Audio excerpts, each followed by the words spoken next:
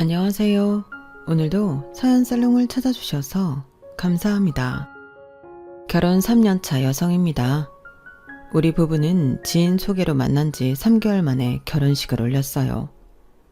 주변에선 조금 더 시간을 갖고 천천히 하라고 조언했지만 유방암 말기였던 시어머니 때문에 서둘러 식을 올릴 수밖에 없었어요. 결혼식을 올리고 2달여 만에 어머님이 세상을 떠나셨으니 그때 결혼식을 올린 게 다행이긴 했어요. 아니, 그런 줄만 알았어요.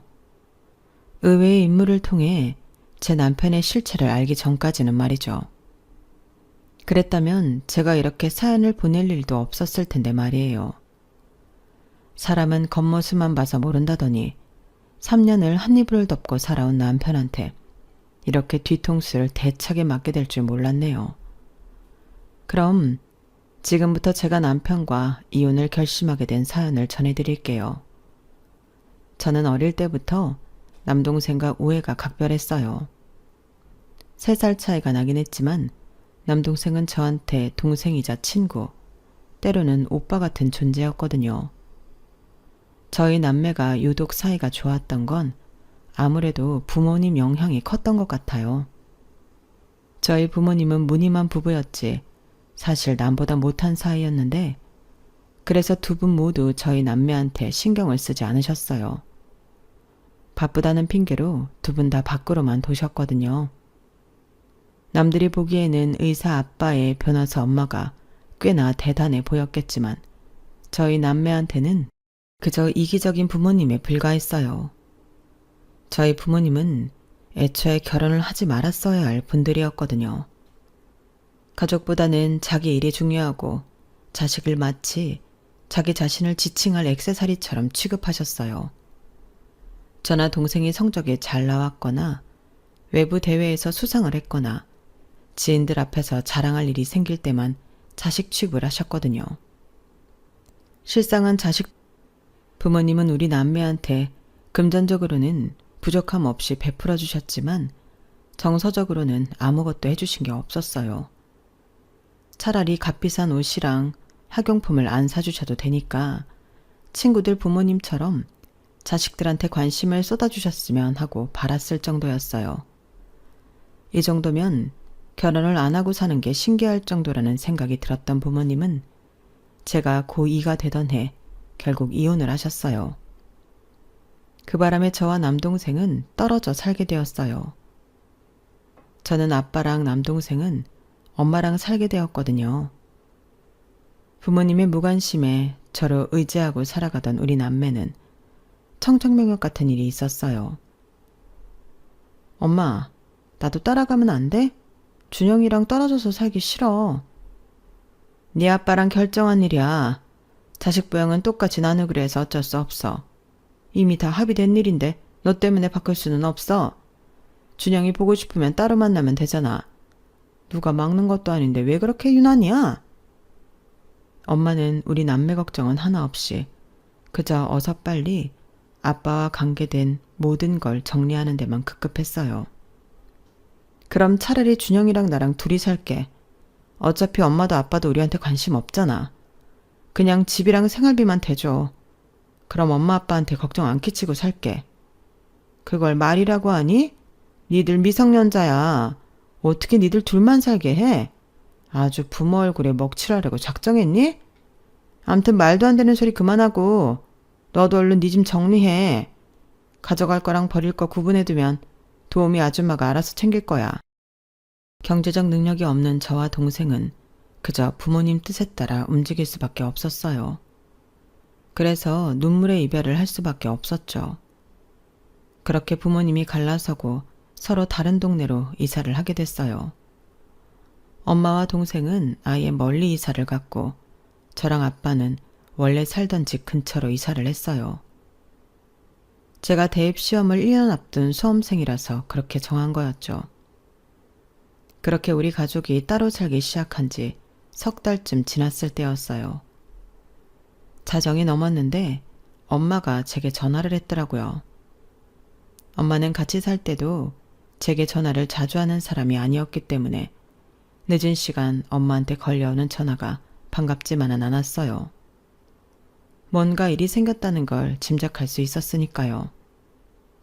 아니나 다를까 엄마 첫마디가 이렇더라고요. 준이 너 지금 준영이랑 같이 있니? 뜬금없이 그게 무슨 소리야. 준영이가 여기 왜 있어? 왜? 준영이 없어졌어?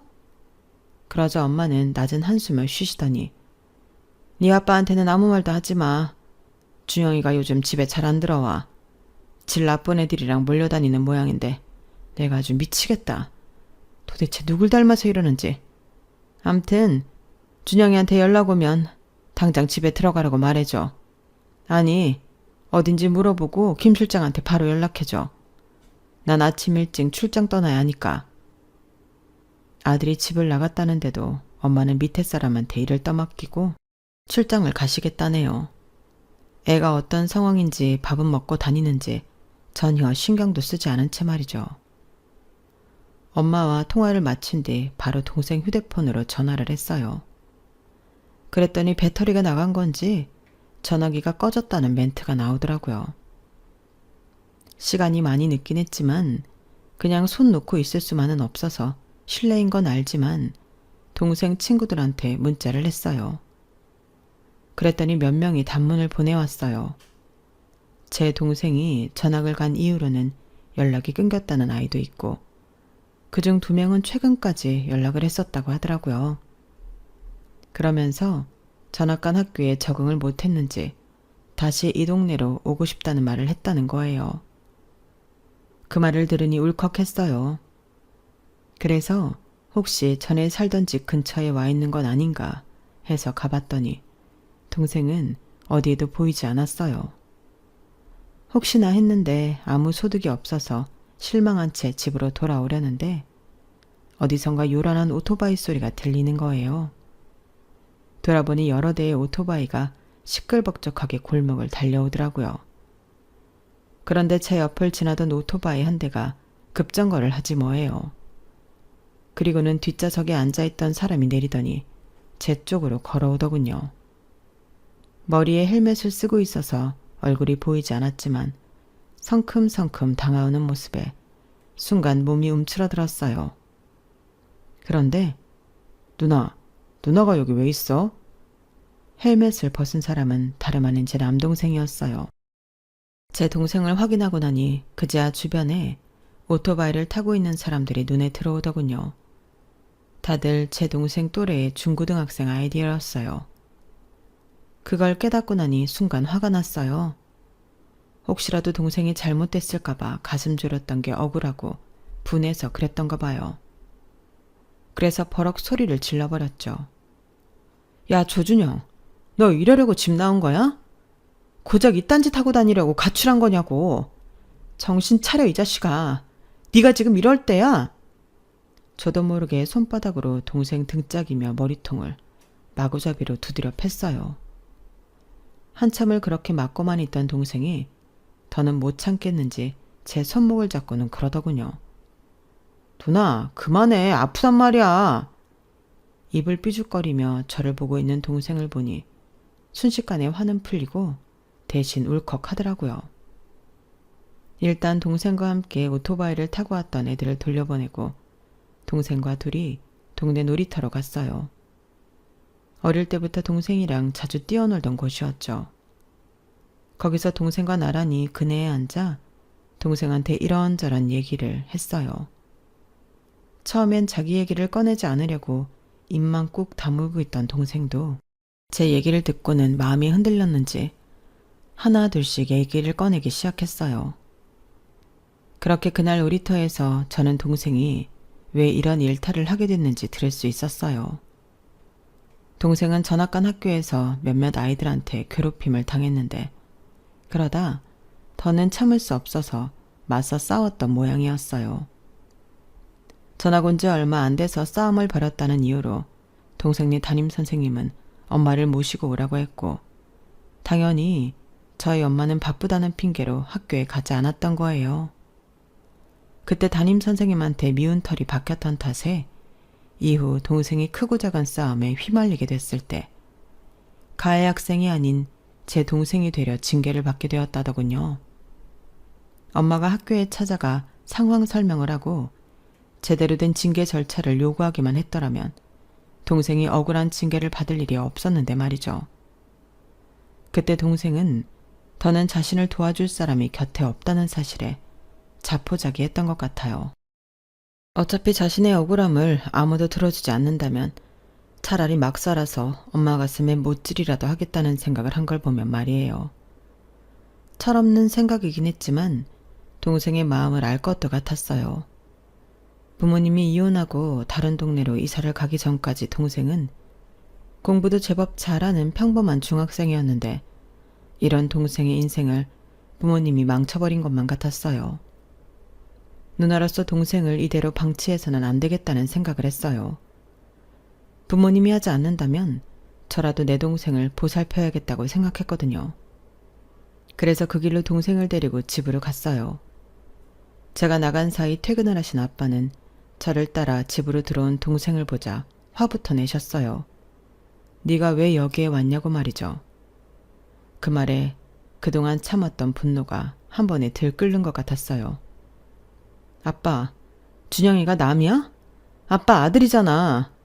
이 시간에 얘가 여기에 왔다면 혹시 무슨 일이라도 있는 건지 그것부터 물어봐야 되는 거 아니야? 네가 여길 왜 왔냐니? 그게 아들한테 할 소리냐고. 준영이 아직 중학생이야. 부모의 부양을 받으며 살 나이라고. 그런데 보호자 노릇을 해야 할 부모님들이 왜 애를 이렇게 방치해놓고 화부터 내는 게 말이 되냐고. 이 자식이 너 지금 아빠한테 말하는 태도가 그게 뭐야? 네 엄마가 그렇게 가르쳤어? 어른 앞에서 고개 빳빳이 들고 따박따박 따지라고. 하여간 애 엄마가 돼서는 애들 교육도 안 시키고 그동안 뭘 한 거야? 아빠는 이 와중에도 헤어진 엄마 탓을 했어요. 준영이랑 나 엄마 혼자 밖에서 나와왔어? 아니잖아. 아빠랑 엄마가 같이 만든 거잖아. 그런데 왜 우리 교육은 엄마 탓으로만 돌려? 아빠도 우리 부모잖아. 우리 남매 교육시킬 의무가 있는 사람이잖아. 엄마도 아빠도 다 똑같아. 자식을 낳아만 낳지 아무도 책임지려고 하지 않는 게 똑같다고. 차라리 이럴 거면 우리 시설에 보내줘. 엄마랑 아빠처럼 자식을 방치하는 부모보다는 시설에 있는 선생님들이 훨씬 우리한테 도움이 될 테니까. 저는 고래고래 소리를 지르며 미친년처럼 발작을 해댔어요. 그런 모습을 처음 본 아빠는 너무 놀라서 그랬는지 아무 말도 못하고 어리나간 사람처럼 멍하게 저를 바라보더군요. 그 틈을 타 저는 동생을 데리고 방으로 들어왔어요. 그리곤 침대에 드러누워 펑펑 울었어요. 동생은 방구석에 쭈그리고 앉아 시무룩한 표정으로 제 눈치만 봤고요. 그렇게 몇십 분쯤 지났을까요? 문 밖에서 엄마 목소리가 들렸어요. 그리고 언제나 그렇듯 부모님이 말다툼을 하는 소리가 들리더군요. 서로 탓을 하며 자신은 잘못이 없다는 듯 싸우는데 내 부모님이지만 정말 한심하더라고요. 그렇게 한참이나 아빠와 말다툼을 한 엄마는 제 방문을 열고는 동생 팔을 끄들어 잡았어요. 내가 너 때문에 못 살아. 도대체 넌 누굴 닮아서 이 모양이니? 내가 너한테 못해준 게 뭐니?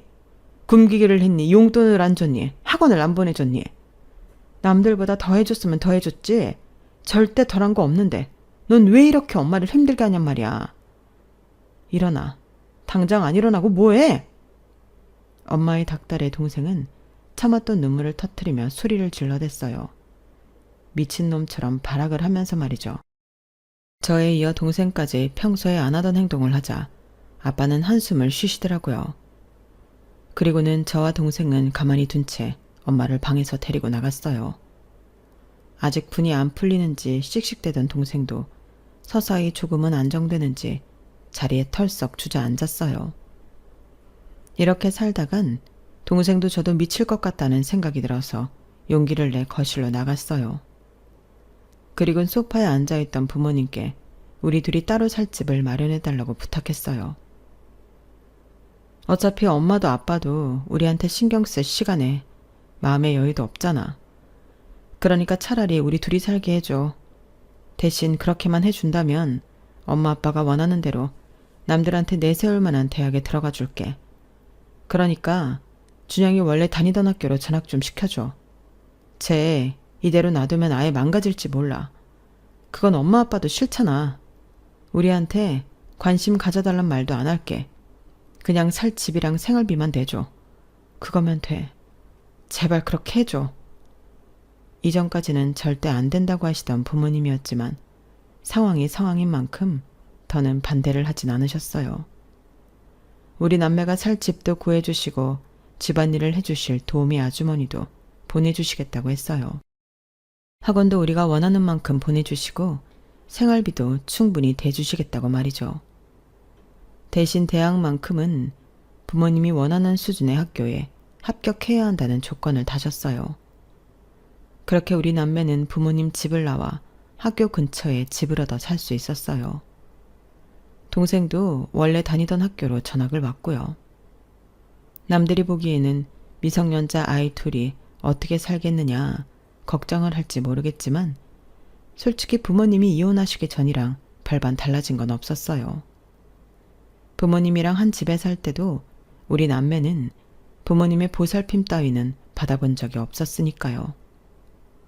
그 집에서 동생과 둘이 살면서 동생은 다시 전처럼 모범생으로 돌아왔고 저는 부모님과의 약속을 지키기 위해 죽어라 공부를 했어요. 그리고 드디어 부모님이 원하시던 대학에 합격하게 되었죠.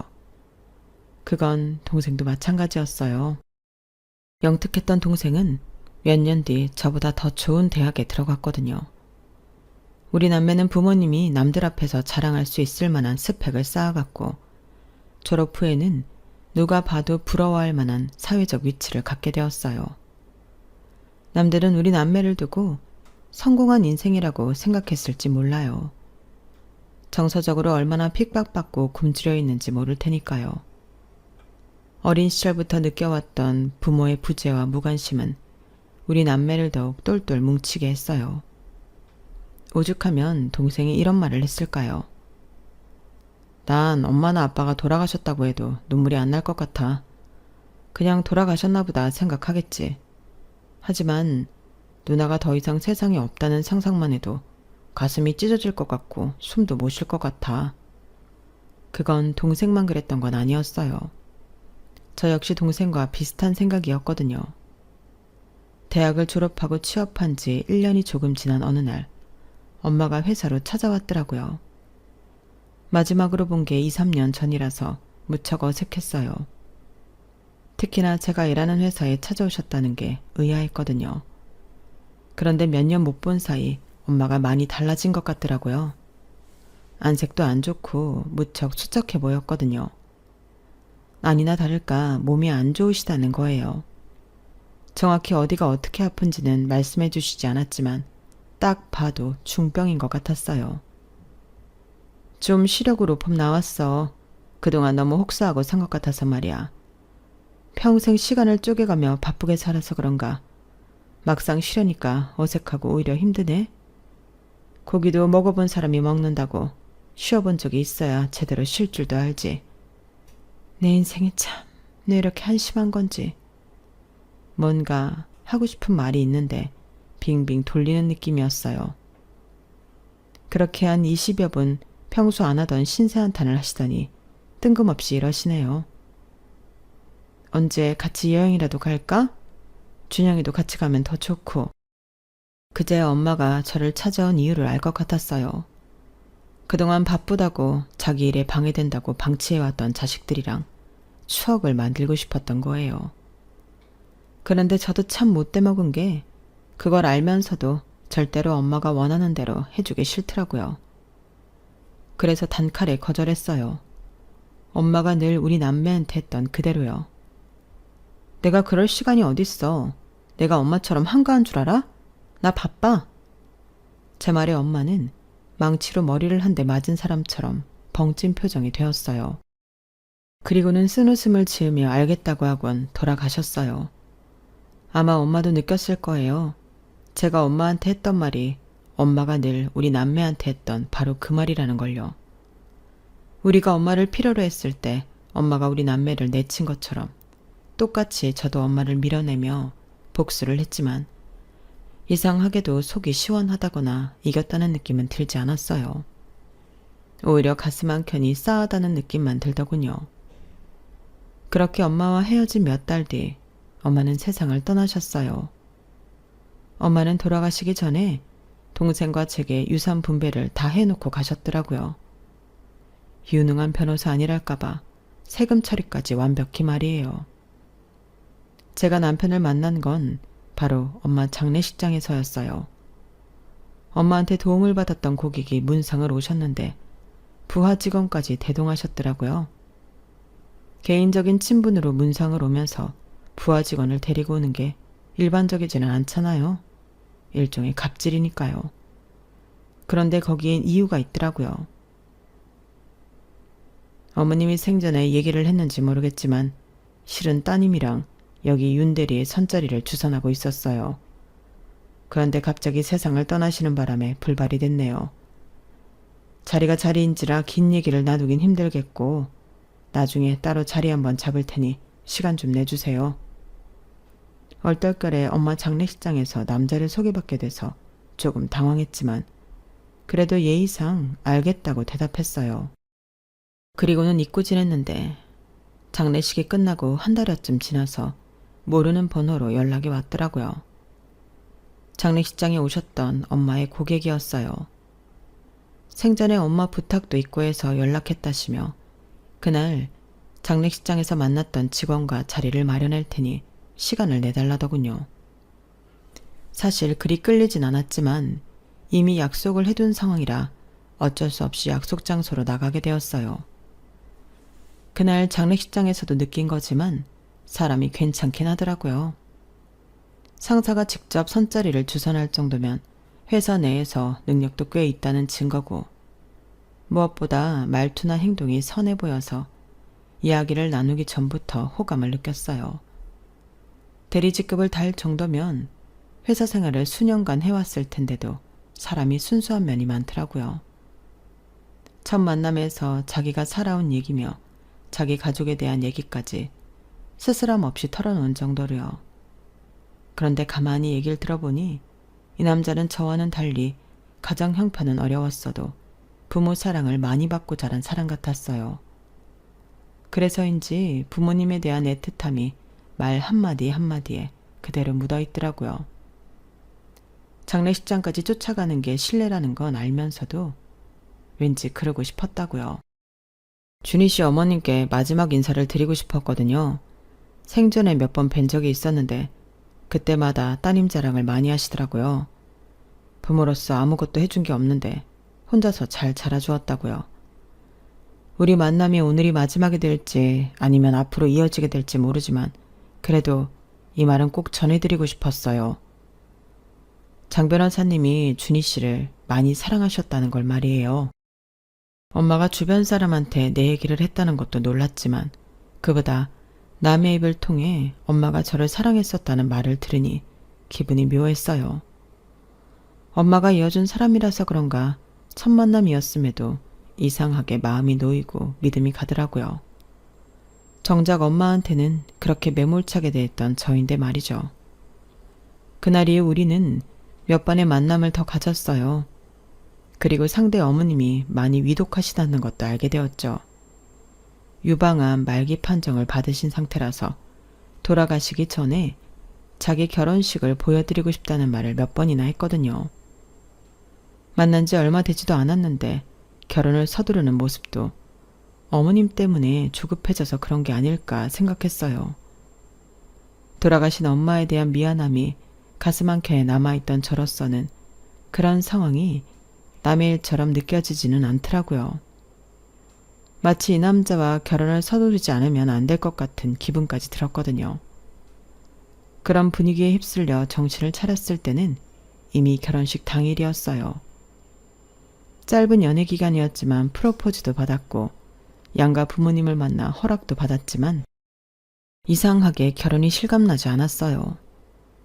식장에 들어서는 그 순간까지도 말이죠.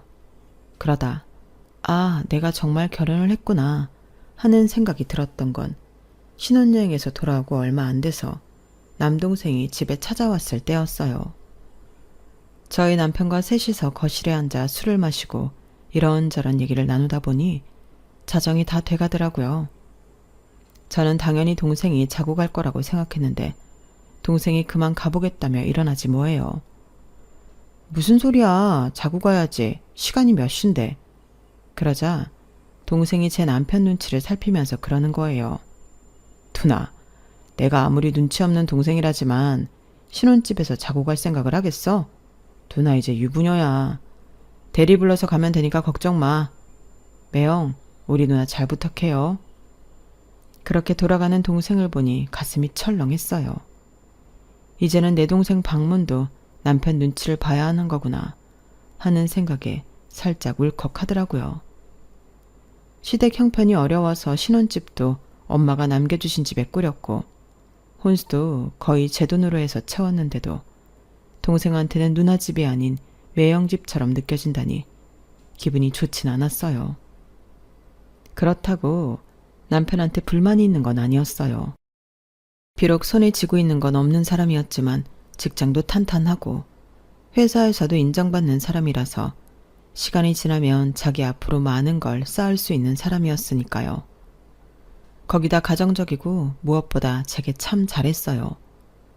부모 사랑을 거의 받아보지 못하고 자란 저로서는 남동생이 아닌 다른 사람의 보호를 받으며 사는 게 신기하기도 하고 한편으로는 기분이 꽤 좋더라고요.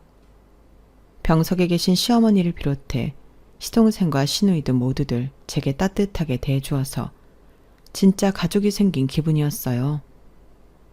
그래서 전보다 동생한테 소홀했었는지도 모르겠네요. 거기다 결혼하고 2달여 만에 시어머니께서 세상을 떠나시고 남겨진 시누이 시동생을 챙기느라 더 그랬던 것 같아요. 시어머니의 빈자리를 대신하려고 고기며 과일을 사들고 시댁에 뻔질나게 드나들면서도 정작 혼자 살고 있는 내 동생한테는 기껏해야 전화 한 통하는 게 다였으니 누나로서 실격이죠 뭐. 그래서 그랬는지 동생도 자기 가정을 꾸려야겠다는 생각이 강해졌던가 봐요. 평소엔 하지도 않던 소개팅 자리에 나갔더라고요. 그것도 소개팅 상대랑 사귄 지 반년이 돼서야 저한테 얘기를 하지 뭐해요. 누나, 나 어쩌면 곧 결혼할지 몰라. 아직 프로포즈는 안 했는데 이 사람이라면 평생 살아도 즐거울 것 같거든. 너 혹시 누나가 결혼하고 신경 못 써줘서 그런 거니? 그래서 굳이 마음에 안 드는 상대인데 외로워서 일찍 결혼하려고 그러는 거 아니냐고. 누나도 참, 나 어린애 아니야. 아무렴 그런 이유로 결혼하겠다고 그럴까. 정말 마음에 드는 사람이라 그래. 놓치기 싫어서 그런다고. 누나도 한번 만나보면 내가 왜 결혼을 서두르는지 알게 될 거야. 동생의 말에도 저는 믿음이 안 갔어요. 아무래도 내가 동생한테 너무 신경을 쓰지 못했던 게 동생이 결혼을 서두르려는 이유인 것 같아서 내내 찜찜하더라고요. 그런데 얼마 뒤 동생과 함께 점심때 저희 회사로 찾아온 여자를 보니까 그런 걱정이 단번에 날아가 버렸어요. 동생이 왜 그렇게 좋아했는지 바로 알겠더라고요. 멀리서 얼굴을 본 순간부터 이상하게 기분이 확 좋아지는 타입이었거든요. 환하게 웃는 모습에 나도 입가에 미소가 떠오를 정도로요. 애교도 많고 말도 어쩌면 그렇게 예쁘게 하는지 1시간 남짓한 시간 동안 저도 홀딱 반할 정도였어요. 두 사람은 이미 결혼 이야기까지 끝냈는지 서스럼 없이 제게 결혼식 얘기를 꺼내더라고요. 캐나다에 계시는 저희 부모님이 사정상 한국에는 못 들어오실 것 같아요. 저희 쪽 친인척분들도 다들 캐나다에 계시고요. 그래서 말인데요. 결혼식을 한국에서 한번 캐나다에서 한번 하는 건 어떨까요?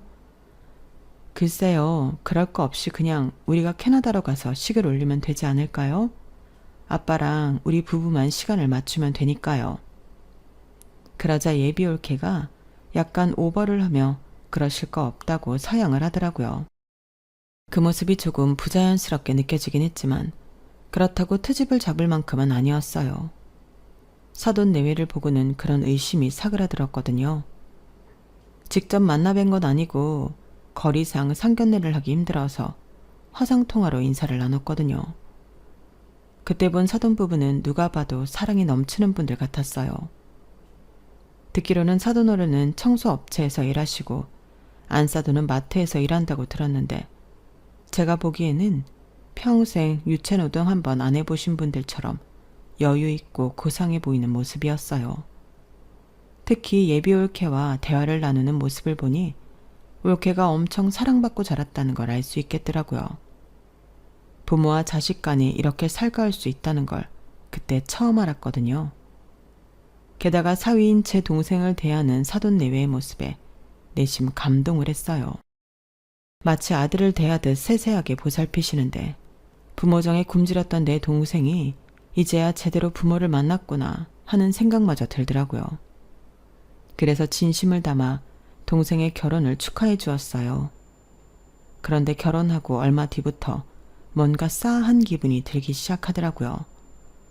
그건 바로 남편과 올케 때문이었는데요. 두 사람 사이가 좀 야릇하다고 할까요? 올케는 해외에서 나고 자라서 한국식 호칭에 약했는데 그래서 제 남편을 부를 때 이름을 붙여 석훈 오빠라고 부르곤 했어요. 그래서 그런 건지 아무튼 둘이 함께 있는 모습을 볼 때마다 왠지 기분이 더러웠어요. 호칭 문제도 있겠지만 마치 오랜 시간 부부로 살아온 사람들처럼 쿵짝이 잘 맞았거든요. 게다가 내 남편인데 저보다 더 올케가 내 남편에 대해 잘 알더라고요. 이를테면 이런 식이었죠. 어머 언니, 석훈 오빠는 오렌지 주스 안 좋아해요. 신 거 싫어하잖아요. 커피 내려놨으니까 그거 가져다 주세요. 아, 오빠는 아메리카노에 설탕 한 스푼 넣은 거 좋아하니까 설탕도 넣어가세요. 남편과 결혼 생활을 한 지 3년이나 됐지만 내 남편이 신 거를 싫어한다는 얘긴 들은 적도 없었어요. 더군다나 남편 커피에 설탕을 넣는 것도 금시초문이었고요. 그런데 커피를 받아 마신 남편이 화색을 띠며 그러지 뭐예요. 야, 오늘 커피 딱 내 스타일인데? 여보, 커피에 설탕 넣었어? 한 스푼. 내가 커피 그렇게 먹는 거 당신이 어떻게 알았어? 난 당신이랑 있을 땐 당신이 주는 대로 마셔서 몰랐을 텐데.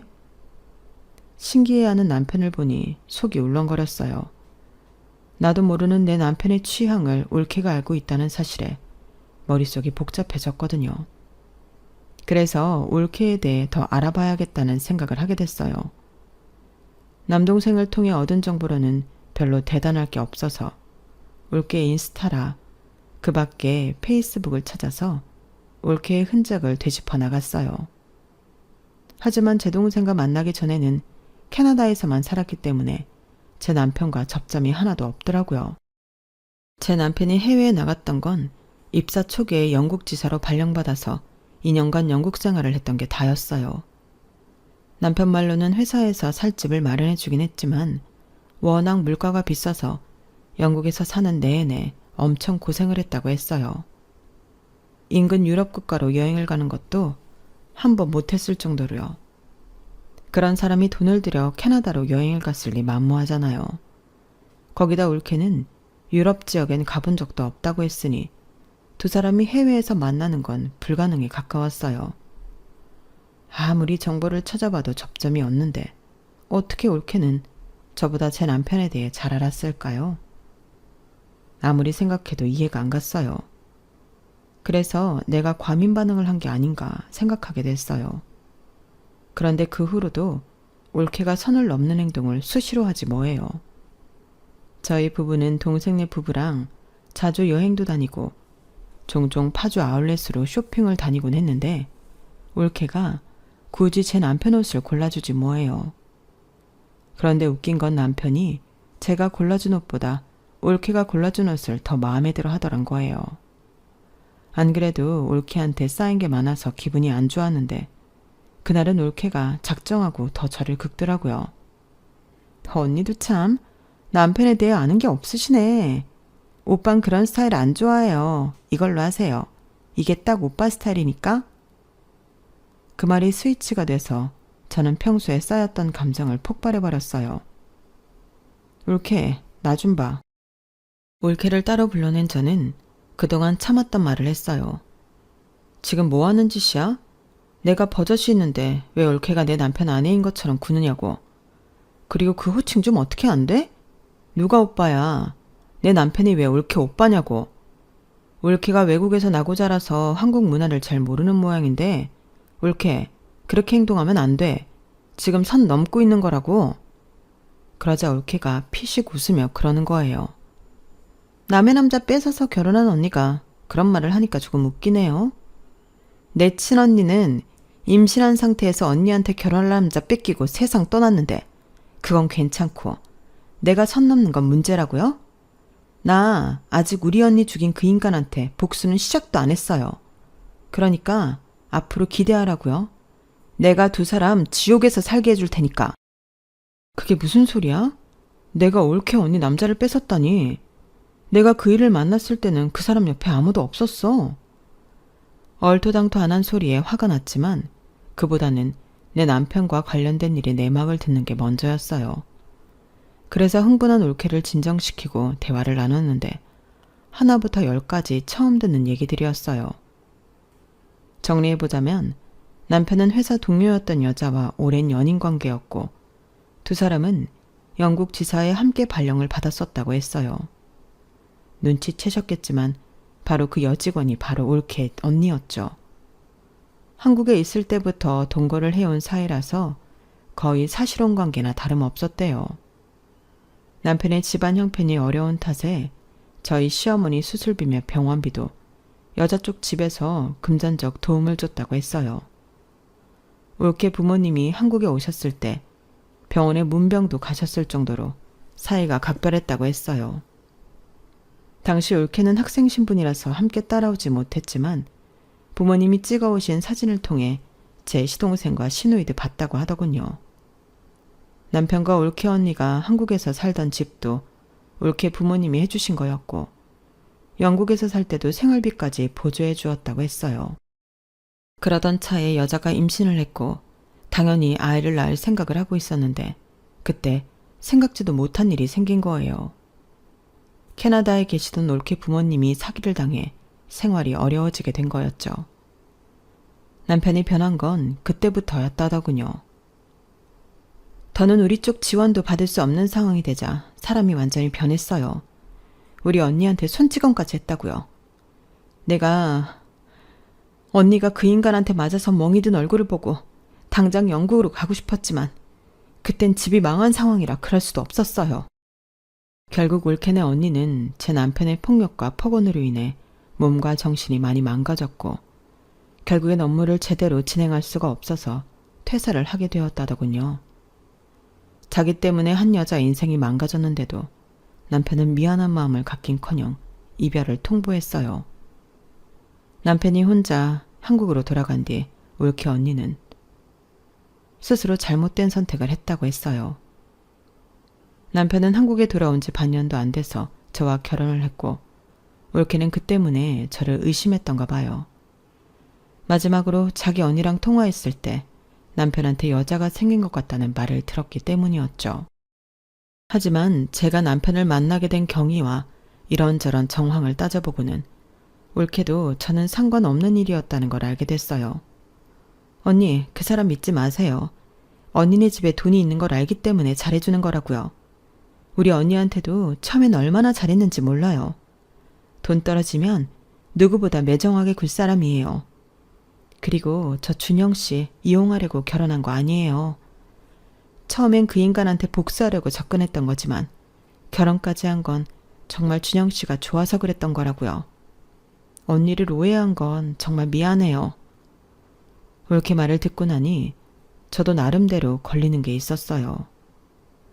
사실 결혼 이후 남편은 시댁일로 제게 손을 내미는 일이 비일비재했어요. 자기 동생 학비며 생활비, 시동생 결혼까지 돈 들어가는 일이 있을 때마다 제게 아쉬운 소리를 해댔거든요. 그러면서 제 아픈 구석을 늘 건드리고 어떻게든 제 돈을 끌어다가 자신이 원하는 대로 일을 진행시켰어요. 그렇게 시댁에 들어간 돈이 억대를 넘어갔지만 나중에 어머님이 사시던 집을 팔아서 갚아주겠다던 약속은 온데간데 없고 또다시 돈 필요한 일이 생기면 손을 내밀곤 했어요. 그러다가 언제부턴가는 부부 사이에 네 돈 내 돈이 어디냐는 소리를 하더군요. 그러면서도 아이만큼은 안 가지려고 하는 게 이상했어요.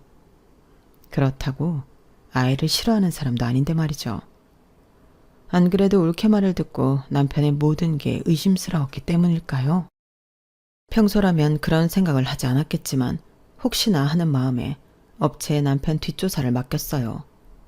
그랬더니 세상에 올케네 언니 말고도 남편한테 당한 여자들이 둘이나 더 있더라고요. 저랑 만나는 동안에도 여러 명과 결혼을 전제로 사귀었고 그중에는 저랑 결혼한 이후에도 만남을 이어오고 있는 여자도 있었어요. 웃기는 건 그 여자들한테도 저한테 그런 것처럼 금전적인 도움을 받고 있다는 거였어요. 도대체 어디에 돈을 쓰길래 이렇게 문어발식으로 여자들을 이용해 돈을 끌어들이나 했더니 다름 아닌 도박 때문이었더라고요. 저한테 말했던 시어머니 집은 이미 오래전에 도박 빚으로 넘어갔고 시동생이 결혼할 때 돈을 대줘야 한다고 했던 것도 다 도박에 써버렸던 거였어요. 신의 등록금과 생활비도 전부 마찬가지였고요. 남의 돈으로 도박에 주식에 코인까지 손대고 있으면서 자기 자신은 아무 흠결 없이 멀쩡한 직장인으로 살고 있는 걸 보니 정말 사리가 돋더라고요. 이런 인간과는 한순간도 함께 지내고 싶지 않을 정도로 치가 떨리게 싫었어요. 그래서 이혼 전문 변호사를 찾아가 상담을 했어요. 일단 이혼이 가능한지 여부와 남편한테 들어간 돈을 회수할 수 있는지를 물었더니 가능하다고 하더군요. 그래서 바로 소송을 진행하고 남편한테 이혼 통보를 했어요. 당연히 남편은 길길이 날뛰며 이혼은 안 된다고 그랬죠. 여보, 누가 그런 말도 안 되는 헛소문을 퍼뜨렸는지 모르겠지만 나 정말 억울해. 당신도 나랑 살아봐서 알잖아. 내가 그런 개망나니 같은 짓을 했겠어? 정말 말도 안 된다고. 그러셔? 그럼 수진 씨는 어떻게 된 거야? 당신이랑 영국 지사에 같이 발령받았던 오수진 씨 말이야. 당신 애까지 가졌던 여잔데 설마 모른다고 하진 않겠지? 그러자 남편은 잠시 놀란 기색을 보이더니 이내 선을 그었어요. 아, 오수진 씨? 수진 씨는 어디까지나 회사 동료야. 당신도 알잖아. 영국 물가 비싼 거. 영국에 있을 때 룸쉐어에서 같이 지내겠지만 정말 아무 사이도 아니야. 게다가 정신적으로 이상한 여자라서 내가 얼마나 고생했는데.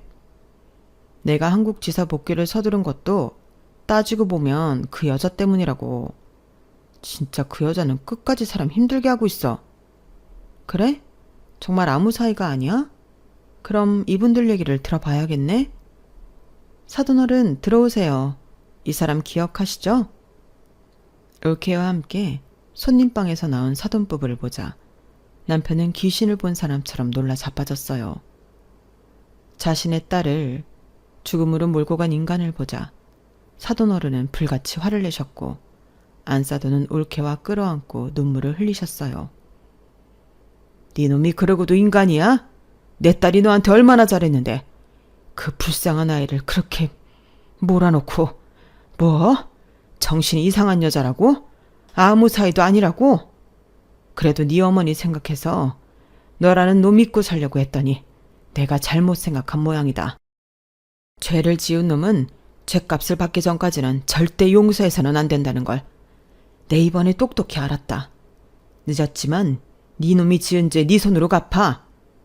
결국 저와 남편은 이혼을 했고 사돈어른은 제 남편을 상대로 법적 소송을 진행하셨어요. 소송이 끝나기까지 몇 년이 걸릴지 모르기 때문에 이참에 두 분은 한국으로 들어오셨어요. 두 분이 따로 집을 얻어 살겠다고 하셨지만 동생이 극구 반대하며 큰 집을 구했지 뭐예요. 북적거리는 집에서 살아보고 싶다면서요. 아직 남편과 사돈댁 간의 소송은 진행 중이에요.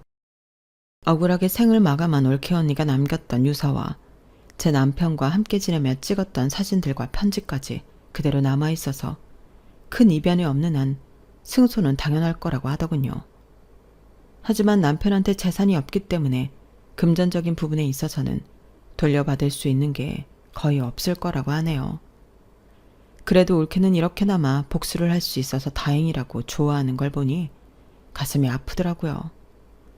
언니를 대신해 복수하겠다고 한국까지 와서 그 고생을 하다니 생각할수록 안쓰럽고 기특하다는 생각이 듭니다. 결혼 3년 만에 돌싱이 된 저는 인생 2막을 살아가려고 해요. 누구를 위해서가 아니라, 누구 때문이 아니라 나 자신을 위한 행복을 살아볼 생각입니다. 그러다 보면 행복은 자연히 따라오지 않을까요? 지금까지 제 사연을 들어주셔서 감사합니다. 여러분도 매일매일 행복하시길 바랍니다. 여러분, 사연 댓글에 응원과 현명한 조언 부탁드려요. 좋아요와 구독은 저에게 큰 힘이 됩니다. 오늘도 좋은 일 가득하세요.